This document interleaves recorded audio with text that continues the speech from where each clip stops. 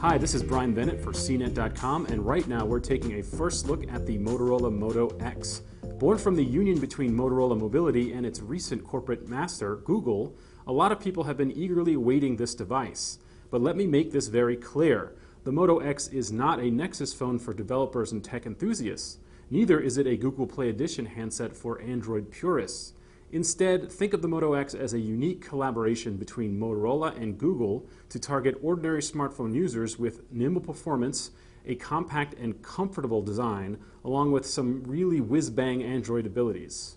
Motorola says you can expect the Moto X to ship in late August, early September of 2013 for a suggested price of $199.99. It should also hit AT&T, Verizon, Sprint, and US Cellular. A T-Mobile version is apparently in the works, but it's not clear if it will be an unsubsidized model or not. If you're expecting the Moto X to have a top-of-the-line laundry list of parts, well, forget about it. Essentially using the same hardware as Motorola's new Droids on Verizon, the X is powered by Motorola's X8 computing system. Unlike the true quad-core processors driving today's mobile hot rods like the HTC One, Samsung Galaxy S4, and LG G2, the X8 system is based on a dual-core 1.7 GHz Snapdragon S4 Pro chip. Still, that doesn't mean the Moto X is slow. Far from it, in fact. Backing up the processor is muscular quad-core Adreno graphics, a healthy 2 GB of RAM, plus 2 additional cores, a natural language processor and one for contextual computing. Running a special Motorola flavor of Android 4.22 Jelly Bean, the Moto X uses these cores to perform some pretty wild tricks. The first is touchless control, meaning that after the X is trained to recognize your voice, it listens out for your command. When you utter the phrase, "Okay Google now," the phone perks up. Tied into the Google Now Advanced Search tool, you can then ask it to perform a number of tasks such as looking up facts, navigational directions, or simply setting reminders, making appointments, or initiating calls. Another one of the Moto X's tricks is called active display. Instead of having to fire up the phone's screen each time an alert comes through, the display will pulse with notification icons. Touching the icons in the center of the screen tells the X to display more details. Dragging them upwards wakes up the phone and lets you jump directly to the email, text, or social media alert in question. Much of what makes the Moto X really compelling, though, is its design. This is one really well-crafted phone. Trust me, you realize that from the moment you pick it up.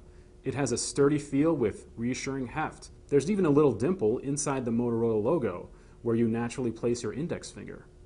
It all adds up to an outrageously comfortable fit in the palm. By default, the Moto X is available in 2 colors, black and white. What's really interesting, though, is that Motorola will provide a Moto Maker website to create Moto X's in a myriad range of custom colors. Customers can even have their handsets stamped with personal engravings for added distinctiveness. Compact and trim enough to fit into tight pants pockets or other cramped locations, the Moto X is about the same dimensions as the LG Nexus 4, yet manages to shoehorn in a larger 4.7-inch 720p OLED screen. It's bright, colorful, and has nice contrast, even when viewed off-angle. Above the display is a 2-megapixel front camera, while below it, well, there are no physical keys at all. You do have virtual buttons for back, home, and recent applications. The back of the Moto X houses its 10-megapixel main camera and LED flash. While this sensor isn't technically as sharp as competing phone cameras, Motorola says its clear pixel technology lets in 75% more light than ordinary handset imaging systems. Motorola also simplified the camera's app interface, both paring down the number of settings and virtual buttons.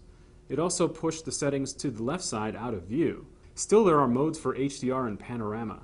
The Moto X's camera is also designed for speed. Twisting the phone in your wrist twice quickly causes the camera app to launch from any application or when the device is asleep. Touch anywhere on the screen to snap a picture, or long press to shoot multiple shots in a row. Sliding your finger up and down zooms in or out, while swiping right to left opens the gallery. You can take stills while recording video too. Still, there are modes for HDR and panorama. Of course, as with any smartphone, there are some drawbacks. For instance, the standard Moto X comes with 16 gigabytes of internal storage. That's not a lot of space considering there's no SD card slot to add more data breathing room. Additionally, while the Moto X uses a respectably sized 2200 milliamp battery, it isn't removable. I'm Brian Bennett for CNET.com, and this has been a first look at the Motorola Moto X.